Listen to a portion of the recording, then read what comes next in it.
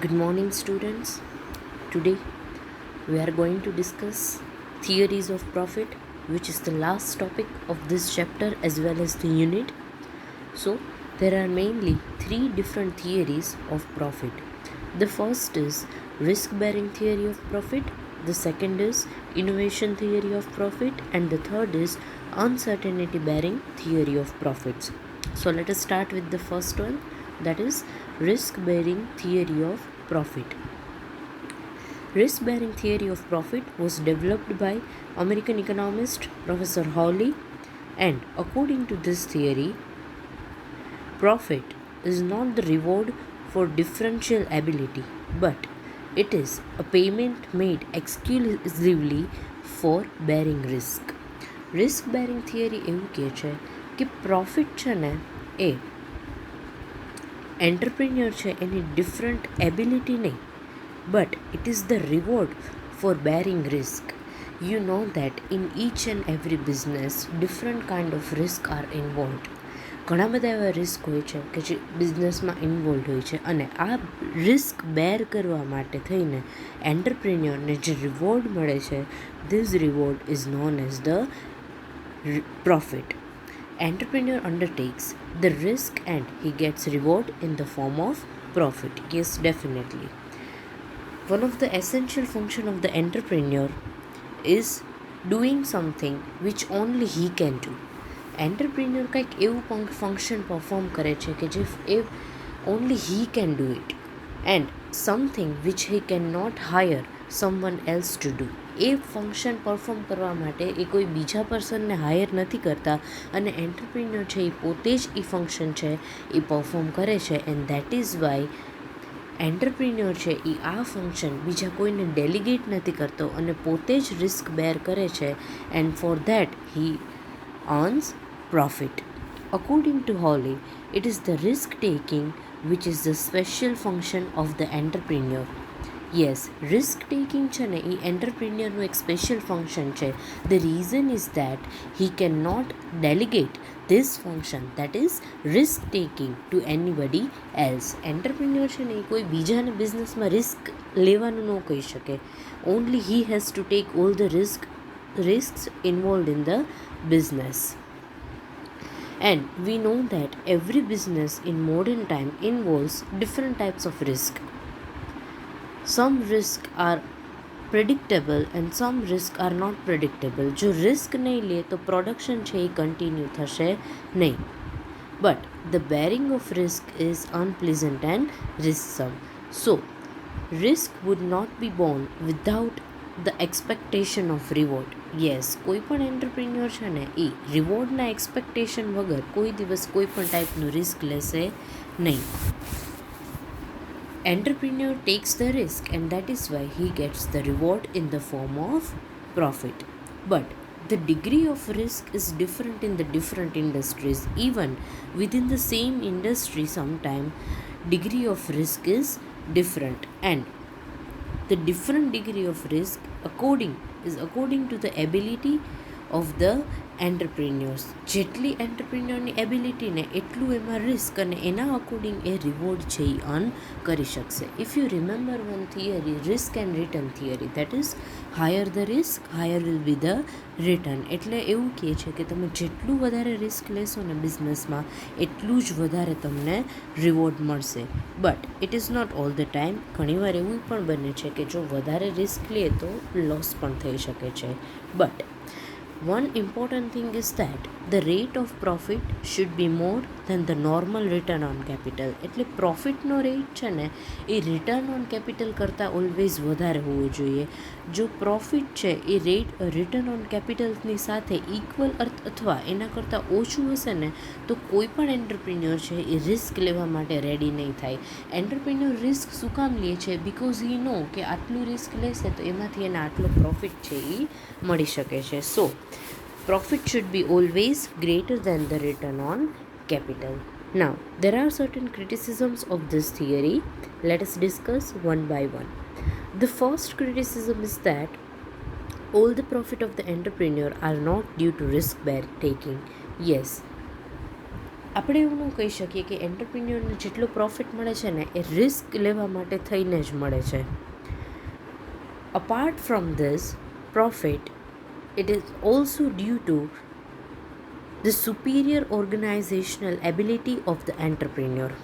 એન્ટરપ્રિન્યોરની જે organisational ability છે or may be due to the existence of the monopoly power or just chance. ઘણા છે ને chance profit હોય છે કે માર્કેટમાં એક સારો એવો વધારે યુનિટ સેલ કરવાનો પ્રોફિટ ચાન્સ મળી ગયો હોય એન્ટરપ્રિન્યોરને તો પ્રોફિટ વધારે મળી શકે છે.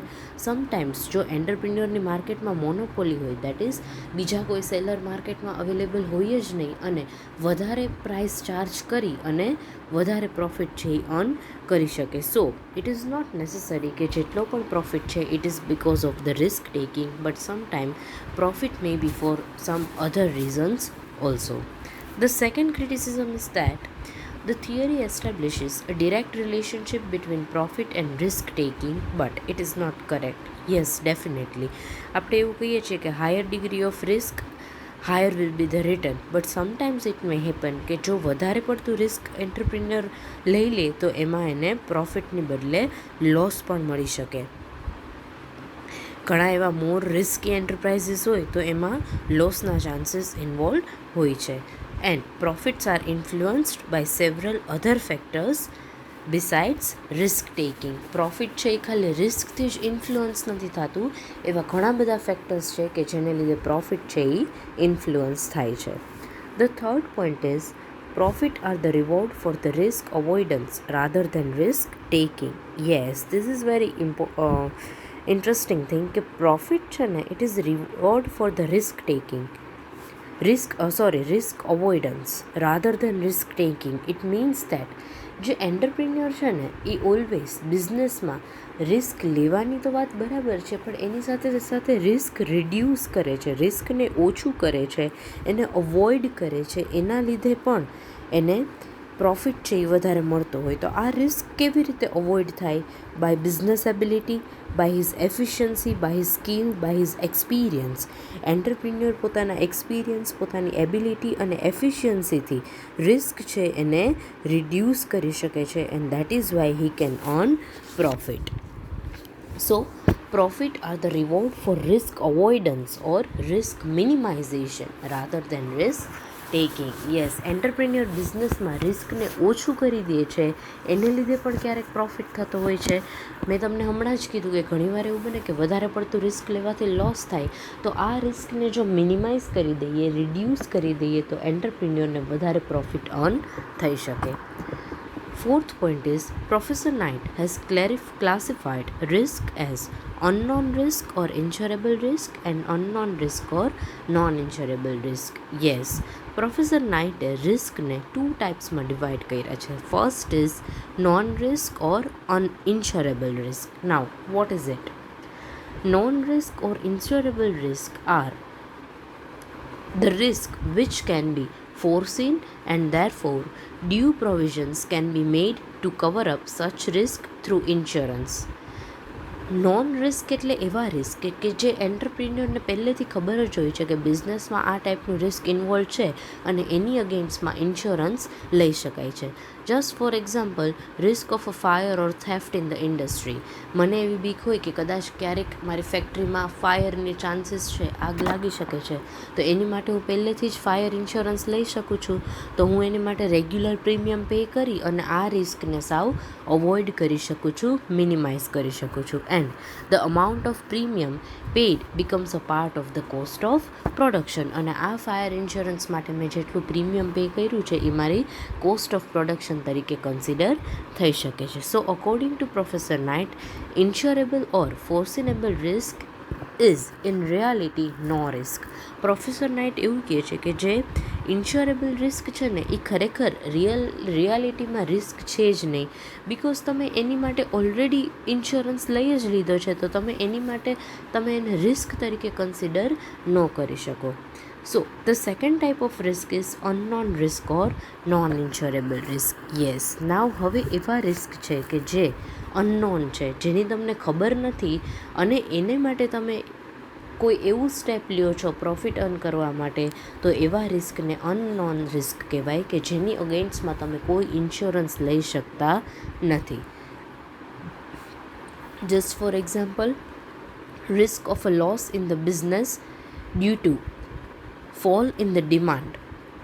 યસ, તમે જે વસ્તુ મેન્યુફેક્ચર કરો છો એની ડિમાન્ડ ડિક્રીઝ થઈ જાય તો આ રિસ્ક કહેવાય. અને એન્ટરપ્રિન્યોર છે એ આવું રિસ્ક લેતા હોય છે.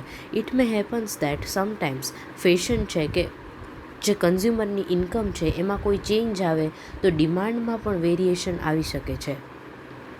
સો આ જે ડિમાન્ડ ડિક્રીઝ થાય છે એની અગેન્સ્ટમાં તમે કોઈ ઇન્સ્યોરન્સ લઈ શકો નહીં. And these risk are known as the unknown risk. And according to professor Knight, profit are arises due to bearing of unforeseen or unknown, or we can say non-insurable risk. So this risk refers as uncertainties. So these are the mainly two types of risk. The first is non-risk and the second is unknown risk, or we can say that insurable risk or non-insurable risk. So this is the first theory of profit, that is risk bearing theory. Now we will discuss the second theory, that is innovation theory of profit. Yes, according to the theory, the main function of entrepreneur is to introduce innovation in the economy and profit are the reward for this. What do you mean by innovation? We can say modification in the existing product. અત્યારે જે product available છે એમાં તમે કંઈક એવા modification લાવો, એવા changes લાવો કે જેને લીધે અત્યાર સુધી કસ્ટમર્સને એ પ્રોડક્ટ મળી નથી, એવા ચેન્જીસ તમે એમાં ઇન્વોલ્વ કરી, એમાં એ ચેન્જીસ કરી અને માર્કેટમાં એ પ્રોડક્ટને મૂકો તો એની ડિમાન્ડ ઇન્ક્રીઝ થશે અને એને લીધે જે પ્રોફિટ થાય છે it is known as the profit for the innovation. Yes, invention means what? Invention and innovation. Invention means કે તમે એવી વસ્તુ મેન્યુફેક્ચર કરો છો કે જે હજી સુધી માર્કેટમાં અવેલેબલ જ નથી. But innovation means what? કે તમે એક્ઝિસ્ટિંગ પ્રોડક્ટમાં કંઈક નવા મોડિફિકેશન કરી અને એને માર્કેટમાં મૂકો છો. It is known as the innovation. Just for example, AC છે તો પહેલાં વિન્ડો એસી આવતા, પછી એમાંથી સ્પ્લિટ આવી ગયા, તો આને ઇનોવેશન કહેવાય કે according to the convenience of the customer, according to the wants and facility of the customer તમે એક્ઝિસ્ટિંગ પ્રોડક્ટમાં કંઈક નવા ચેન્જીસ છે એ કરો છો અને માર્કેટમાં એ પ્રોડક્ટને મૂકો છો. Any kind of new measures and policy adopted by the entrepreneur to reduce the cost of production or to increase the demand for his product is an innovation. Yes, કોઈ પણ એન્ટરપ્રિન્યોર છે એ કોઈ એવી પોલિસી અડોપ્ટ કરે કે જેને લીધે cost of production છે એ ડિક્રીઝ થઈ જાય અને એની સાથે સાથે પ્રોડક્ટની ડિમાન્ડ છે એ માર્કેટમાં ઇન્ક્રીઝ થાય, તો એને આપણે ઇનોવેશન તરીકે કન્સિડર કરી શકીએ છીએ. Because the main function of the entrepreneur is to introduce innovation in the economy, and that is why profit are the reward for performing this function.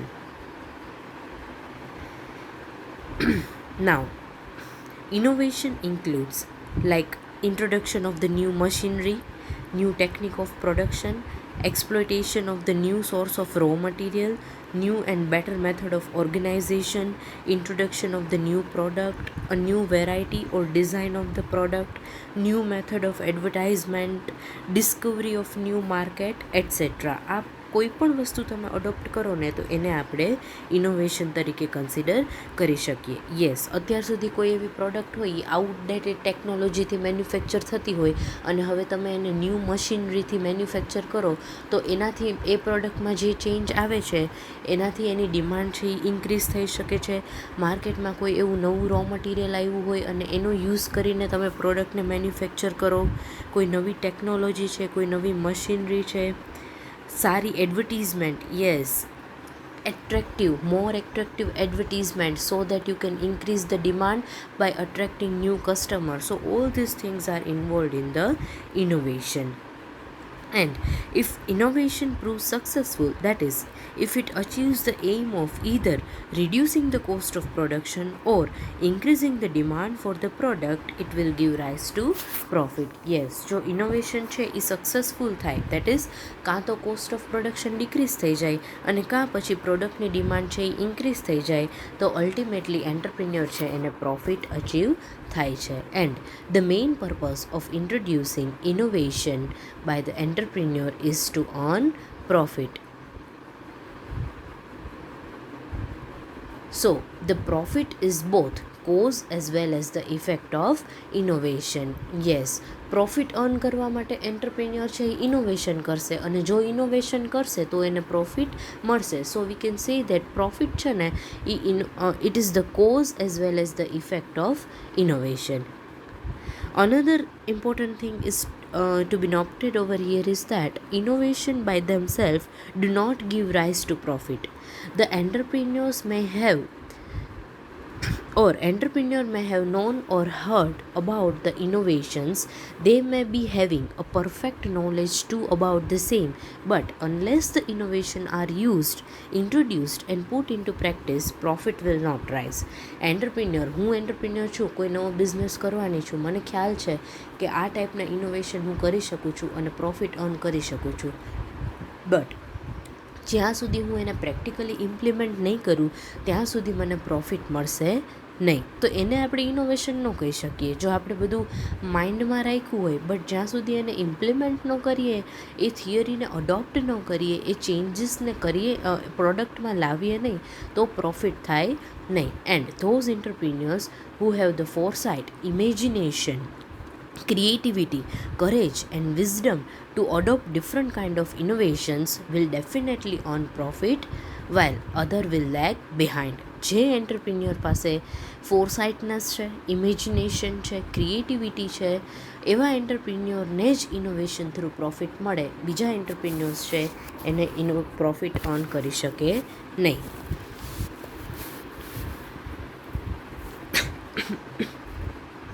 And one more important thing is that profit which is arising out of the particular innovation are only for a temporary period.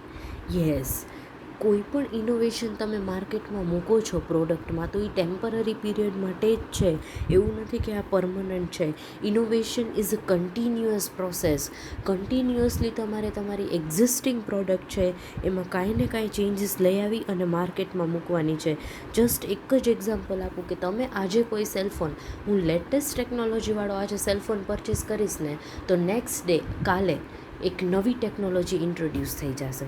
It means કે innovation છે ને એ continuously થતા જ હોય છે. આઈફોનનો example લઈ લો, એવું તો નથી ને કે આઈફોન એકવાર આવ્યો એટલે એ જ ટાઈપના ફોન આવે છે. નો, એવરી ટાઈમ એક નવી સિરીઝ લોન્ચ થાય છે with some new features, some new colour, design, attractiveness. તો ઇનોવેશન છે એ કન્ટિન્યુઅસ પ્રોસેસ છે, ટેમ્પરરી ફિનોમિનન નથી. So when an entrepreneur introduces new innovation, he is the first in a monopoly position because it is he alone who has adopted it and therefore he earns profit. But after some time, when other entrepreneurs will came to know about the innovation which is adopted by one entrepreneur, other entrepreneurs will follow that and will produce the same product as that entrepreneur. And now હવે એ product એવી નથી રહી કે એમાં એક જ એવો entrepreneur હતો કે જે માર્કેટમાં એ ટાઈપની પ્રોડક્ટ છે એ સેલ કરતો હતો. હવે બીજા બધા એન્ટરપ્રિન્યોર એને કોપી કરી અને સેમ ટાઈપની પ્રોડક્ટ છે એ માર્કેટમાં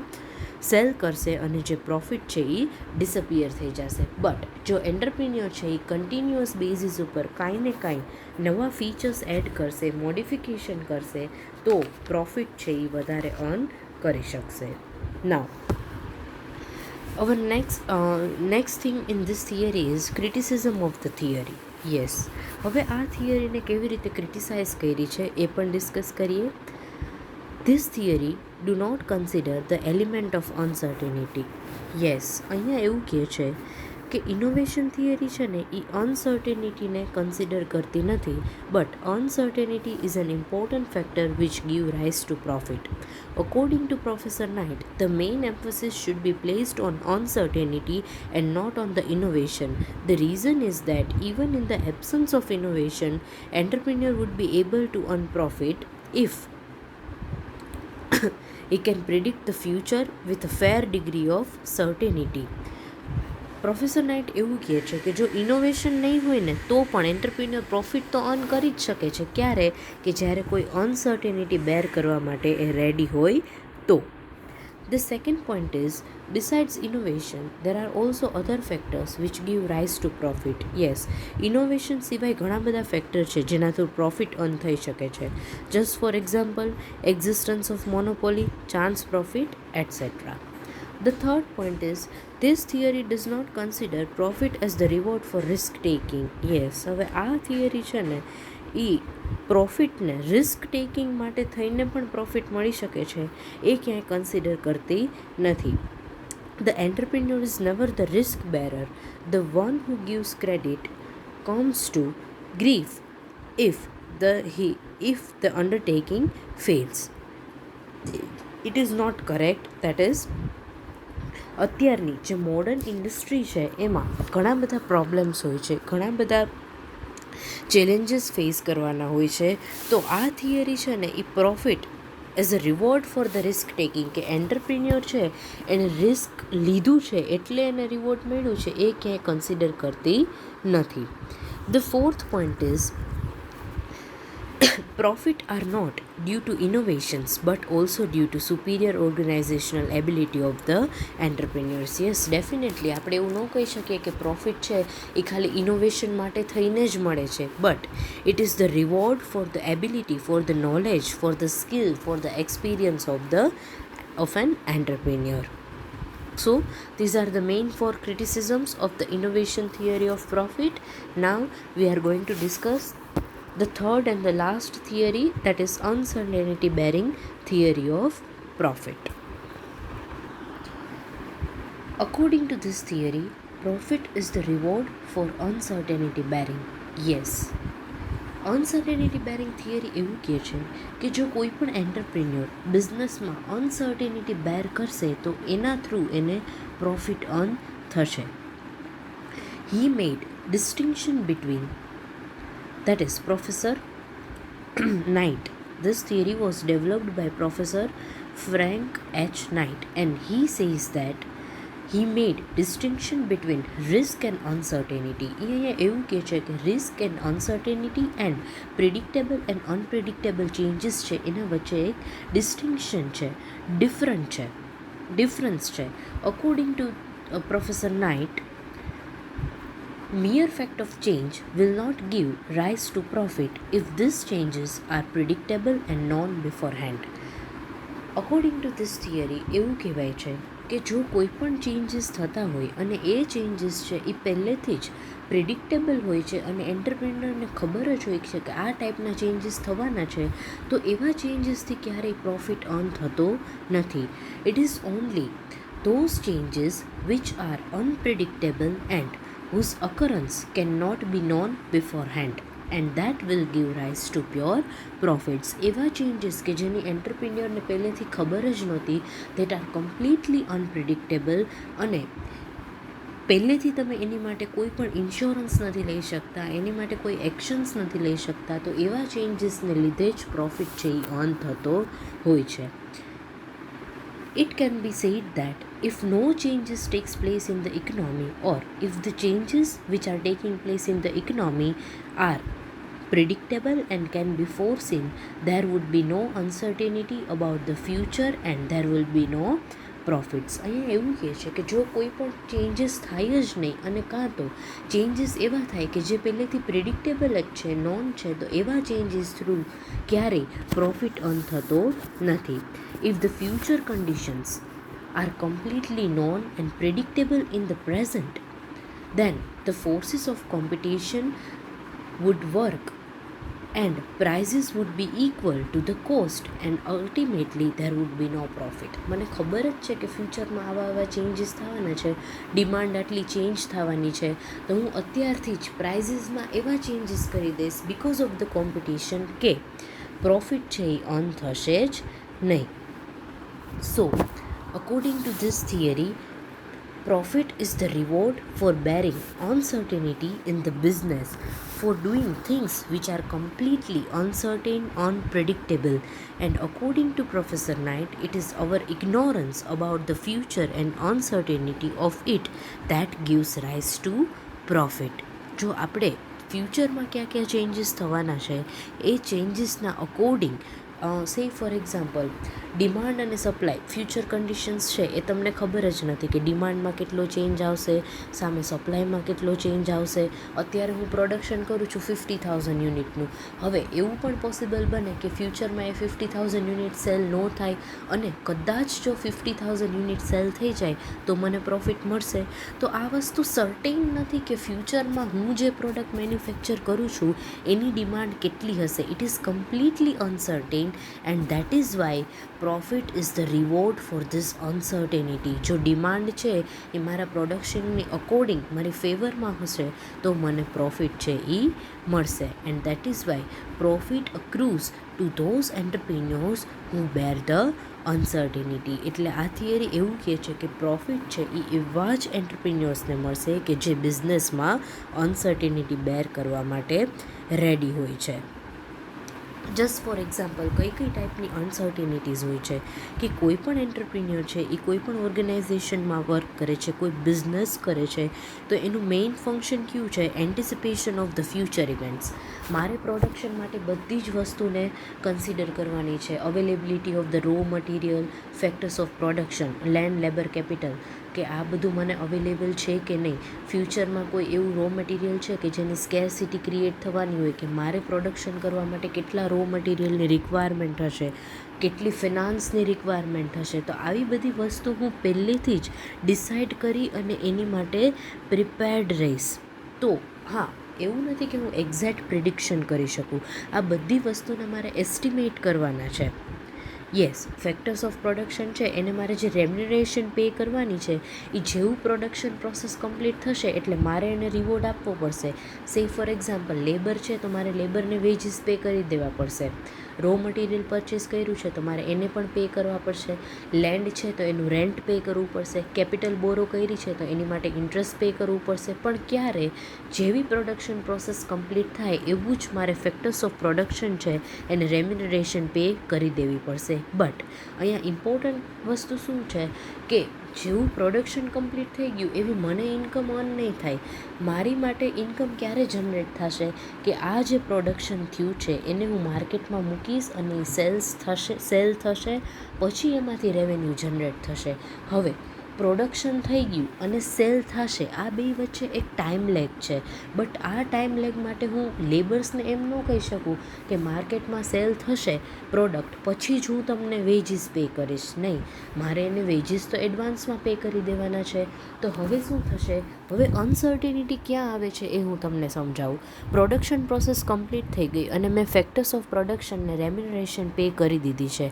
હવે કદાચ માર્કેટમાં ચાન્સીસ છે કે મારું જે પ્રોડક્શન છે એ સેલ ન થાય, તો આને અનસર્ટેનિટી કહેવાય. એન્ટરપ્રિન્યોર છે એ આ રિસ્ક લે છે, આ અનસર્ટેનિટી બેર કરે છે કે માર્કેટમાં સેલ થાય એ પહેલાં જ જે લેબર્સ છે એને રિવોર્ડ પે કરી દે છે. તો આ સેલ થશે અને હા, કદાચ એવું પણ બને કે જેટલું પણ પ્રોડક્શન થયું છે એ બધું જ આઉટપુટ છે એ માર્કેટમાં સેલ થઈ જાય અને એન્ટરપ્રિન્યોરને રિવોર્ડ મળે.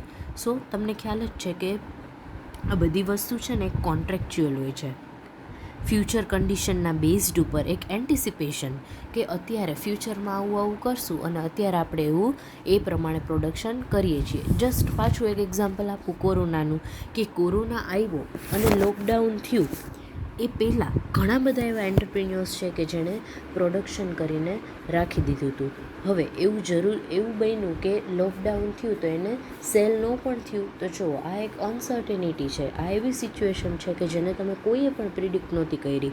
તો આવા બધા જે અનસર્ટેનિટીઝ છે એ એન્ટરપ્રિન્યોરને બિઝનેસમાં લેવી પડે છે. So now the question is that what are the causes of uncertainties. હવે આ બધી અનસર્ટેનિટીઝ આવે છે શું કામ? As we have seen earlier, uncertainties arises because of the changes in the demand and supply condition as well as the other changes which takes place in the economy. આ uncertainty શું કામ આવે છે? મે બી ડિમાન્ડ અને સપ્લાયની કન્ડિશનમાં change આવતો હોય છે, કદાચ ફેશન છે, કસ્ટમરની ઇન્કમ છે, ટેસ્ટ એન્ડ પ્રેફરન્સીસ છે, હેબિટ્સ છે, એમાં કોઈ ચેન્જીસ આવે તો ડિમાન્ડમાં ચેન્જ આવે. કોઈ આવા પ્રોબ્લેમ્સ ક્રિએટ થાય કે આ કોરોનાને લીધે લોકડાઉન આવ્યું તો પ્રોડક્શન બંધ થઈ ગયું હતું, તો સપ્લાય ડિક્રીઝ થઈ ગઈ, તો ડિમાન્ડ અને સપ્લાયની કન્ડિશનમાં ચેન્જ આવે કે કોઈ ઇકોનોમીમાં એવા બીજા ચેન્જીસ આવે તો એને લીધે કોઈ પણ બિઝનેસ છે એમાં અનસર્ટેનિટીઝ છે એ ક્રિએટ થતી હોય છે. સો Professor Knight has made a distinction between insurable and non-insurable risk, and he has pointed out that not all type of risk cause uncertainties and give rise to profit. Professor Knight એવું કહે છે, પહેલાં તો એણે રિસ્કને 2 ટાઈપ્સમાં divide કરી દીધા. એક તો ઇન્શ્યોરેબલ રિસ્ક અને બીજું નોન ઇન્શ્યોરેબલ રિસ્ક. આપણે આ વસ્તુ હમણાં જ ડિસ્કસ કરી છે રિસ્ક ટેકિંગ થિયરીમાં. સેમ વસ્તુ અહીંયા રિપીટ થાય છે. પ્રોફેસર નાઇટ એવું કહે છે કે જે ઇન્શ્યોરેબલ રિસ્ક છે, કે જે નોન રિસ્ક છે, લાઈક ફાયર, થેફ્ટ, એક્સિડન્ટ, કે જેના અગેન્સ્ટમાં તમે ઇન્સ્યોરન્સ લઈ શકો છો, ક્યારેય એની માટે પ્રોફિટ મળતો નથી. These are only non insurable risk which give rise to profit. કે જે એન્ટરપ્રિન્યોર એવા રિસ્ક લે છે કે જેની અગેન્સ્ટમાં ઇન્સ્યોરન્સ નથી લઈ શકાતો અને જે કમ્પ્લીટલી અનનોન છે, અનપ્રિડિક્ટેબલ છે, એની અગેન્સ્ટમાં જ પ્રોફિટ છે એ જનરેટ થાય છે. લાઈક માર્કેટની કોઈ ઇન્કમ છે, કસ્ટમરની ડિમાન્ડમાં ચેન્જ આવે, ફેશન, ટેસ્ટ એન્ડ પ્રેફરન્સીસ, ગવર્મેન્ટની પોલિસીઝમાં ચેન્જ આવે, તો આના અગેન્સ્ટમાં કોઈ પણ ઇન્સ્યોરન્સ કંપની છે ઇન્સ્યોરન્સ પ્રોવાઈડ ન કરે, તો એવા રિસ્ક છે એની માટે થઈને પ્રોફિટ છે એ જનરેટ થાય છે. So profit only non insurable risk give rise to profit according to this theory. So this is the meaning of the uncertainty bearing theory of the profit. Now here are the criticisms of this theory. હવે આ થિયરીને criticise કરી છે. Mainly there are 4 points. The first is this theory assumes that supply of entrepreneur is limited because of the uncertainties involved in the business. હવે આ theory એવું કહે છે કે એન્ટરપ્રિન્યોર્સ માર્કેટમાં શું કામ ઓછા છે? બિકોઝ દરેક બિઝનેસમાં ઘણી બધી અનસર્ટેનિટીઝ હોય છે અને દરેક એન્ટરપ્રિન્યોર છે એ આ અનસર્ટેનિટીઝ બેર કરવા માટે રેડી હોતા નથી. But it is not that. Uncertainty is not the only factor which limits the supply of the entrepreneur. Just there are certain other factors like lack of fund, lack of knowledge, lack of opportunities are also responsible for the low supply of the entrepreneurs. Like મારે business કરવો તો છે પણ મારી પાસે fund જ નથી તો હું કેવી રીતે કરું? ઓકે, મારી પાસે ફંડ પણ છે પણ મારી પાસે બિઝનેસનું નોલેજ નથી, મારી પાસે એવી કોઈ ઓપોર્ચ્યુનિટી નથી, તો આ બધા ફેક્ટર્સને લીધે માર્કેટમાં એન્ટરપ્રિન્યોર્સની સપ્લાય છે એ લિમિટેડ હોઈ શકે છે. The second point is uncertainty bearing is not the only function of the entrepreneurs. Yes, એન્ટરપ્રિન્યોરનું ખાલી એક જ ફંક્શન નથી કે બિઝનેસમાં જેટલી અનસર્ટેનિટી છે એ બેર કરવાની. there are number of functions which are performed by the entrepreneurs and for which he gets the reward. Just for example, like coordination, bargaining, then controlling, આ બધા ફંક્શન છે, મેનેજમેન્ટ છે પ્રોપર કરવું, એ બધા ફંક્શન એન્ટરપ્રિન્યોર પરફોર્મ કરતા હોય છે. The fourth is a monopolist can earn the profit without bearing uncertainties. Definitely monopoly હોય મારી માર્કેટમાં, that is one seller, only one seller and many buyers, મારી કોઈ કોમ્પિટિશન છે જ નહીં, તો કોઈ પણ ટાઈપની અનસર્ટેનિટી વગર પણ મને પ્રોફિટ છે એ અર્ન થઈ શકે છે. The fourth point is it cannot be regarded as separate factor of production. Yes, uncertainty bearing cannot be regarded as a separate factor of production because it is a psychological entity. So uncertainty તમે જોઈ ન શકો, આ એક psychological entity છે. Yes, દેખાતી નથી પણ એક્ઝિસ્ટ કરે છે. લાઈક એબ્સ્ટિનન્સ, સેક્રિફાઈસ, વેઇટિંગ, એક્ઝર્શન, તમે જે હાર્ડવર્ક કરો છો એ દેખાય નહીં પણ તમે ફીલ કરી શકો, તમારું વેઇટિંગ છે, તમે જે સેક્રિફાઇસીસ કરો છો, તો એ જેમ સાયકોલોજીકલ ટર્મ છે, સેમ વે અનસર્ટેનિટી બેરિંગ છે એ પણ એક સાયકોલોજીકલ ટર્મ છે. કોઈ ફિઝિકલ ફેક્ટર ઓફ પ્રોડક્શન તરીકે તમે એને કન્સિડર કરી શકો નહીં. So we can say that it is nothing more than an element of real cost as distinguished from the money cost. એટલે અનસર્ટેનિટી છે ને એ રિયલ કોસ્ટ છે, મની કોસ્ટ કરતાં કાંઈક ડિફરન્ટ, કે જે તમે જોઈ ન શકો પણ ખરેખર તમે એક કોસ્ટ તરીકે એને કન્સિડર કરી શકો. એક રિયલ કોસ્ટ છે કે તમે 10 વર્ષ માટે કોઈ ફેક્ટરીમાં કામ કરો છો અને એ 10 વર્ષ એ તમે કામ કર્યું એનું તમને રિવોર્ડ તો મળ્યું, પણ એની સાથે સાથે તમારા બોડીને જે એક્ઝર્શન થયું છે ને એ એક્ઝર્શન છે એક રિયલ કોસ્ટ છે, એને મની કોસ્ટ તરીકે આપણે કન્સિડર કરી શકીએ નહીં. સો it is about the 3 theory of profit.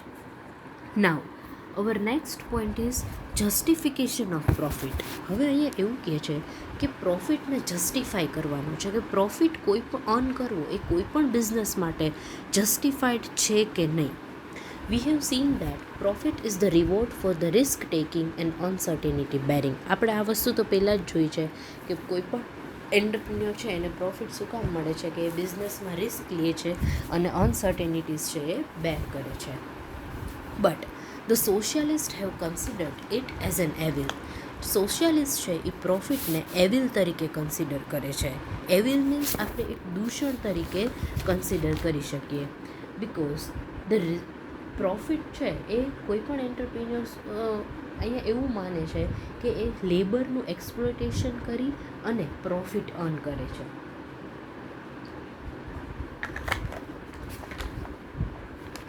It is the result of the exploitation of the labor by the capitalist.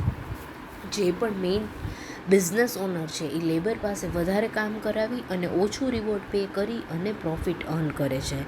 And therefore not only condemn profit as regard it as a legalized robbery. Marxist છે એ પ્રોફિટને એક લીગલાઇઝડ robbery તરીકે consider કરે છે. Robbery means તમે આમ તો લૂંટ કહી શકો, પણ આ લીગલ લૂંટ છે કે તમે કાયદેસર રીતે બિઝનેસ કરો છો, એક્સપ્લોઇટેશન કરો છો લેબરનું અને પ્રોફિટ અર્ન કરો છો. So according to them, in their opinion there would be no such profit in the socialist economy. એટલે આપણે સોશિયાલિસ્ટ ઇકોનોમીની વાત કરીએ ને તો પ્રોફિટ ખરેખર હોવો જોઈએ નહીં, એને એવિલ તરીકે કન્સિડર કરે છે. બટ